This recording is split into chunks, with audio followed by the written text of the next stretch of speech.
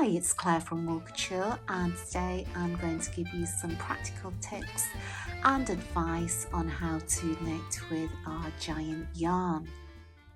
If you have never knitted before, I do have an actual video on how to knit, and it looks like this, and I'll put a link down below. Just to give you an idea about how big this yarn actually is, here's a ball of DK yarn, and you can see how thin this is, and here's a ball of our jumbo yarn, which is the next size down, so it really is very big. And I'll put some other interesting facts and figures about the yarn just here. Our giant yarn is really strong once it's knitted up, but before it's knitted up, you do need to treat it quite gently. So let me show you more. If we were to pull on this single ply yarn, just like this, it will easily pull apart.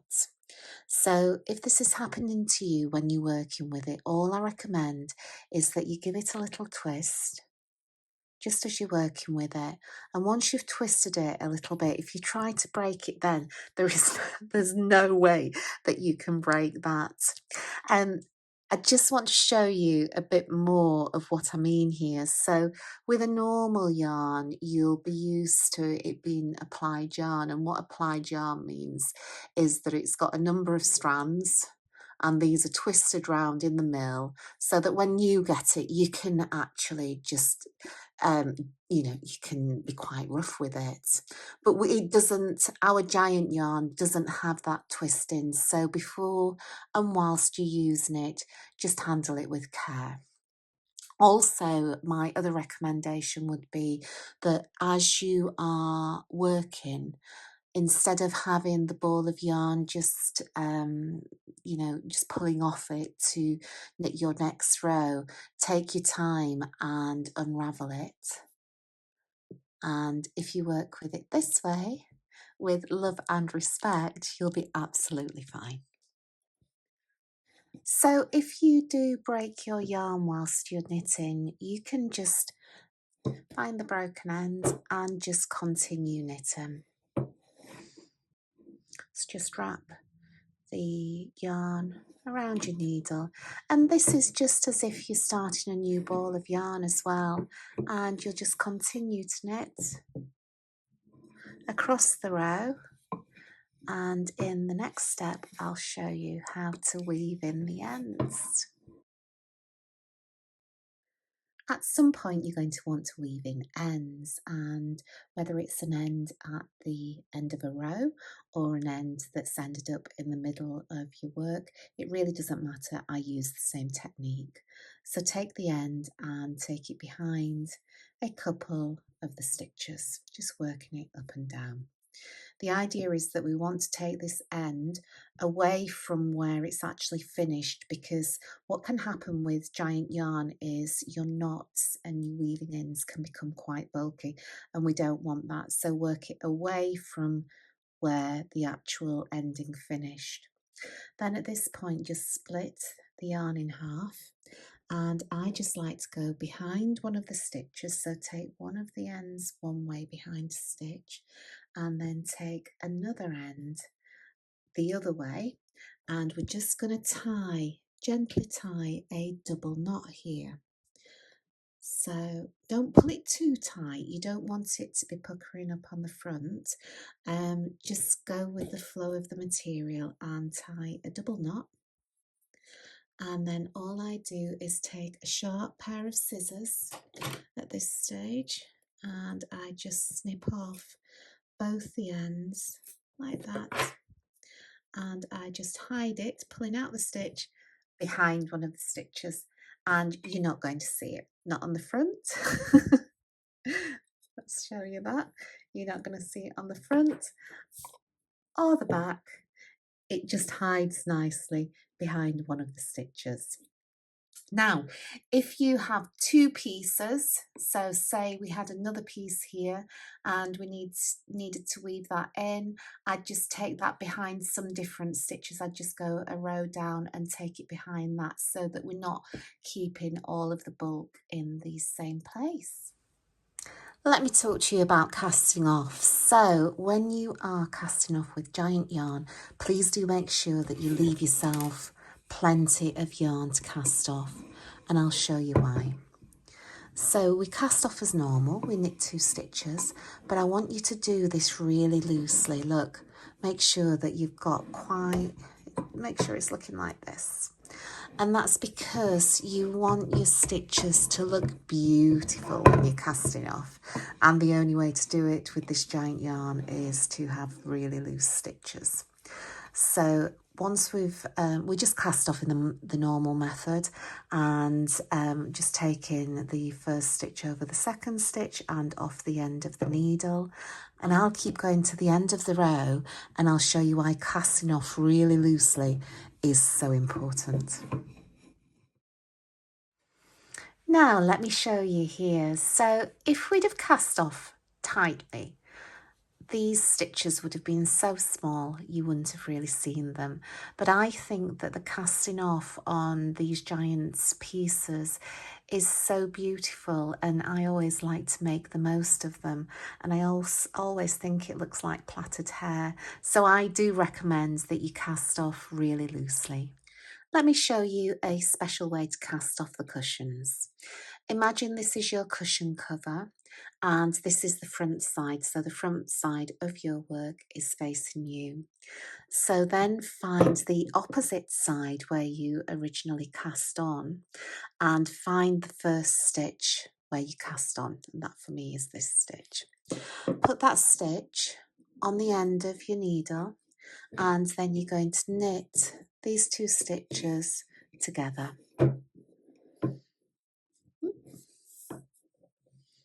So yarn round, knitting the 2 stitches together, and find the new stitch. Make this stitch quite loose, and then we're going to repeat the same thing.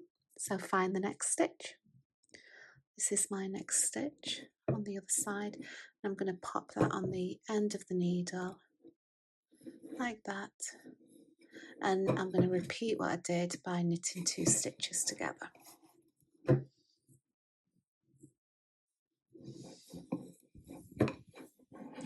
So we've now got 2 stitches on the needle, and we're going to do our normal cast off now by taking the first stitch over the second stitch and off the end of the needle.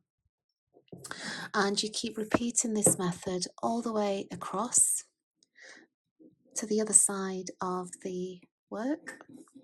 So we just pop another stitch on like that from the opposite side, knit it again, knit 2 together like so,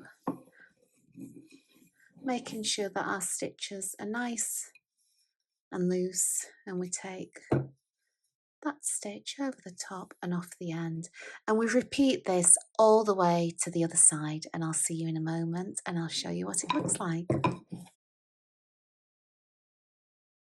So here you can see the cast off, and the reason that I cast off in this manner is because it stops it being so bulky. If we were to just cast off and then try to sew it together, with it being giant yarn, it just becomes far too bulky, and this is my preferred method. At this stage, once you've cast off all of your stitches, you will have more on your cushion. This is obviously just a sample. But at this stage, what I want you to do is leave a tail. So when we fasten off and leave a tail, I want you to leave a tail that's longer than the side of your cushion, because we're going to use that one tail to sew up one side of the cushion. And I'll see you back in a moment to do just that. To sew together the edges of the Whitby cushion, take the length of yarn that you've left when you cast off and simply twist this yarn so it feels really tight. Because we're going to be sewing together with it, we don't want this yarn to break as we're working with it. So it should look something like this one when complete. So once you've completed that, next we're going to locate the stitches that we're going to be sewing through on either side of the cushion. So if you have a look at one side, you can see that you've got this odd stitch here that runs down the edge, but then these are the true stitches. Can you see the V's that we've got here? These are the true stitches, and these are the ones that we're going to be working through. We're going to be working through this center. So if you just pop your finger through there, you'll see that there's a bar running across each stitch, and those are the bars that we're going to be working through on either side of the cushion. So we'll put our working yarn underneath the first bar, and then we'll move to the other side of the cushion and we'll locate the same bar on the other side. Now just bear with me while I find this. So the first bar on the other side is going to be this one. There we go. And pull it so it pulls close. And just keep an eye on where this stitch is running from side to side. I really recommend that when you're doing this, just take your time to match up these stitches on both sides of the cushion. So this is the one that we've worked under on the top side, and then we're going to work under the next one, like so. And then we go to the other side of the cushion and we find the next bar that we're going to be working on there, which is here. And we keep zigzagging back and forth from side to side, locating these bars and taking our yarn under. We go to the next side, find the bar, which is here, and we go under there. Once you get going with it, it will feel, you'll sort of get it. You'll be able to see where you're working. It can just be a bit confusing at the beginning when when you've not done it before to locate these bars, but just take your time and you'll get there. Yep. And we keep going from side to side.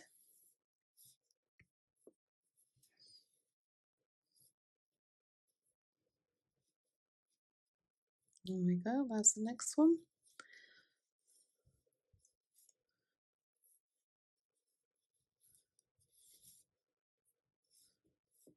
If you're confused where your yarn has come from, just like open it back up and have a look. I can see that if I pull on this, that this is the bar that I've gone through over here. And then you can just locate the next bar below it, which is that one. And we keep going right to the bottom so that we go through the final stitches.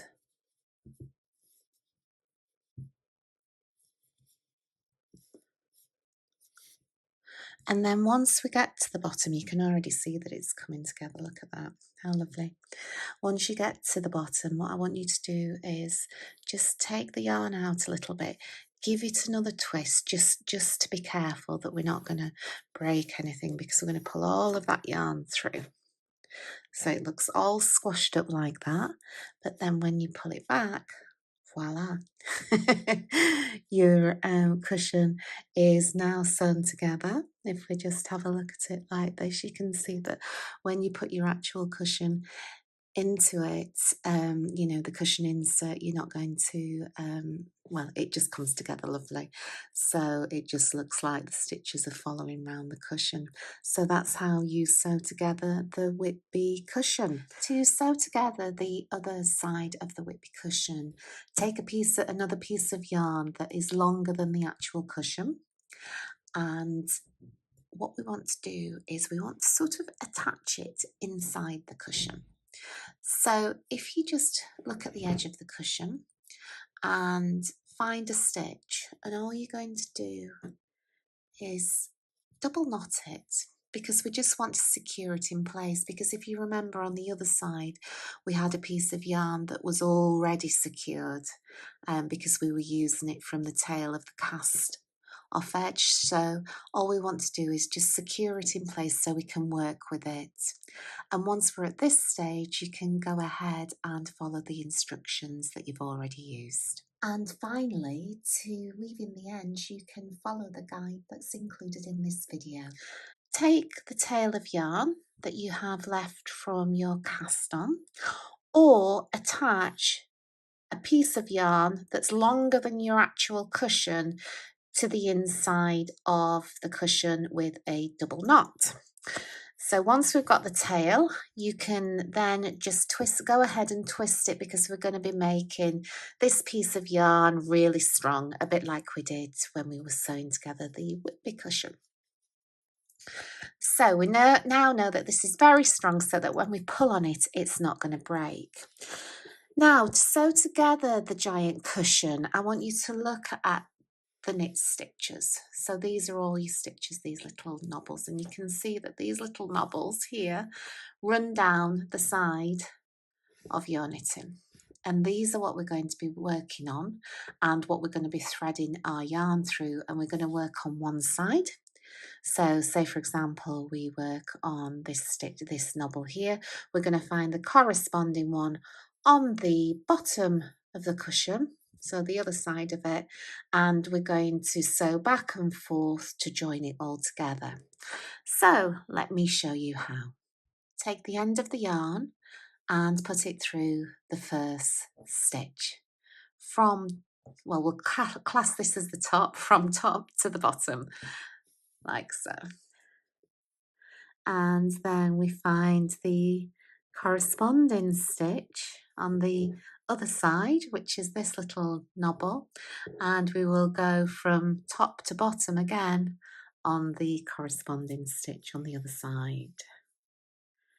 Then we go to the top and we find the little knobble on the top, and we go from top to bottom, pulling the yarn through, and we work in this method, finding these stitches all the way down.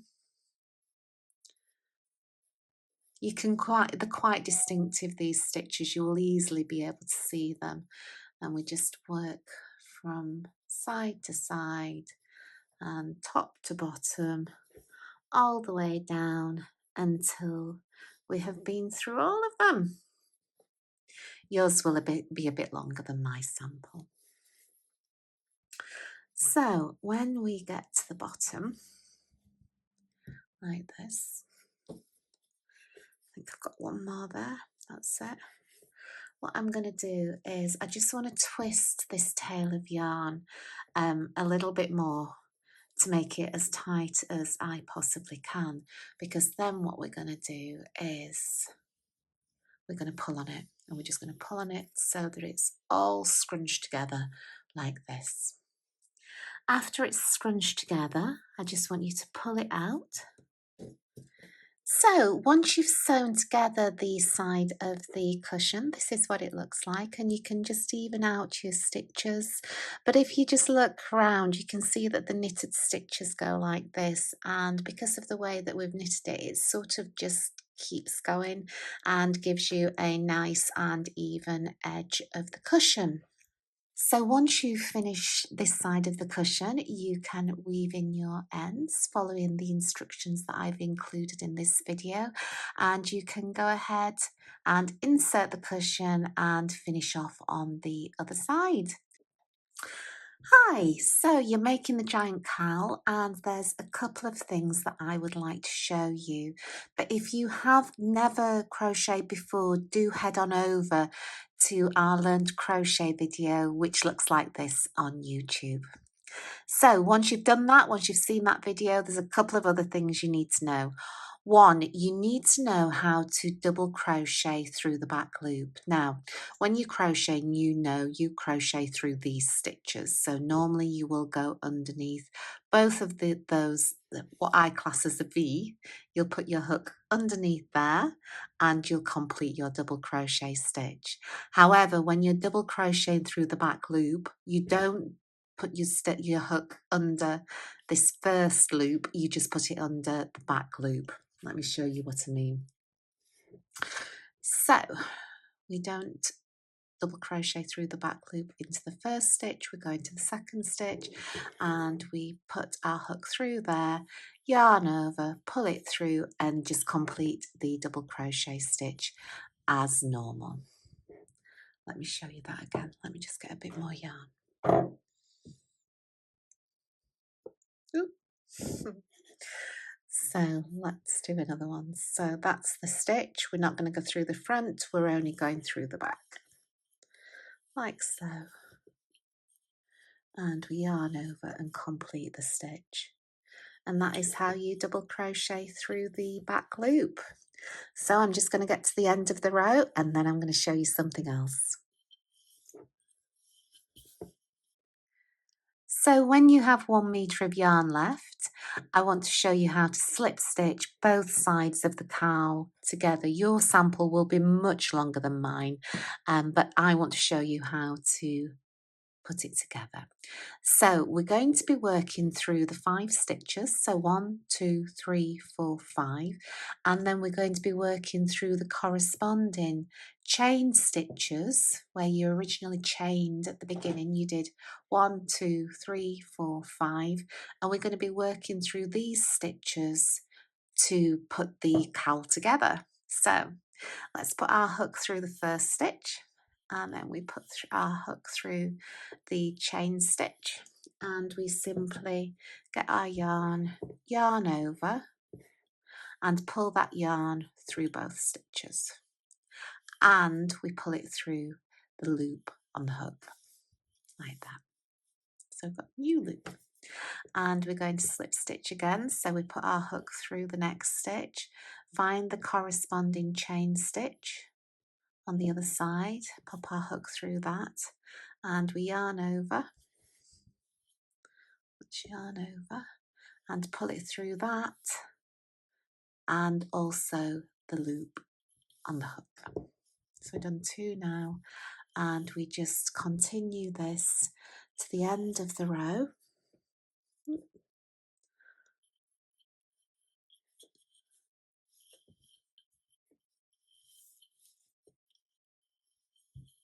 And at the end of the row, I will show you how to fasten off.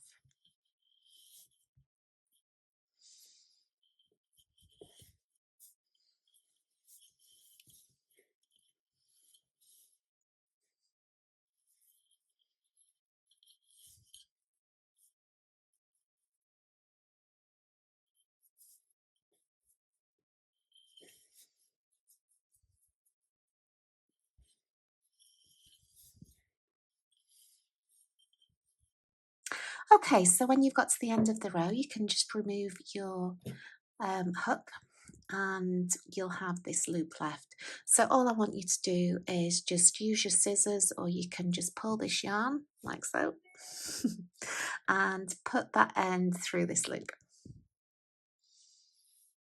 and just pull it tight. And then your cowl, where you've joined it, will look something like this. Your cowl's going to be much bigger, but this is what it's going to look like. And when you get to this stage, you can simply follow my instructions that are included in this video on how to weave in the ends. Hope that's helpful. So I often get asked if people can stop this yarn from bobbling, and I think the answer is no. You can't. It's a bit like wearing a cashmere jumper. So imagine a cashmere jumper, pure wool. You've got your, think about under your arm where it rubs together, and you do get bobbles, and you will on this yarn. But I have found over the years that I can reduce it a little bit. So what I do is I don't use my plant spritzer. I use a normal spritzer, and I will simply wet it all over my blanket like so, or cushion, and then I'll just let this dry out naturally. Throw it over a washing line, throw it over the back of your sofa, and I do that a few times, and I just find that for me that just does reduce the shedding a little bit.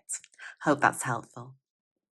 People sometimes ask, why is my knitting not coming out the same size as yours? So head on over to how to check your tension. Have a look here at my other video on YouTube.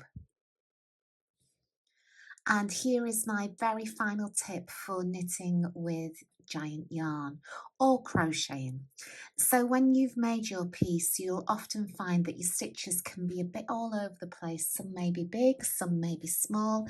And what I highly recommend is if you've got a big blanket, get one person at one side, one person at the other, and give these stitches a good pull. You want them to even out, and the only way to do that sometimes with this knitting is to give it a good pull. And you can see that all of my stitches there are now looking somewhat even. Hope that's helpful and hope you've enjoyed it. So thank you for watching this video on my giant yarn, and if you do have any questions or comments, please do add that below, and I look forward to seeing you again. Please don't forget to subscribe and give us the thumbs up. Thanks guys.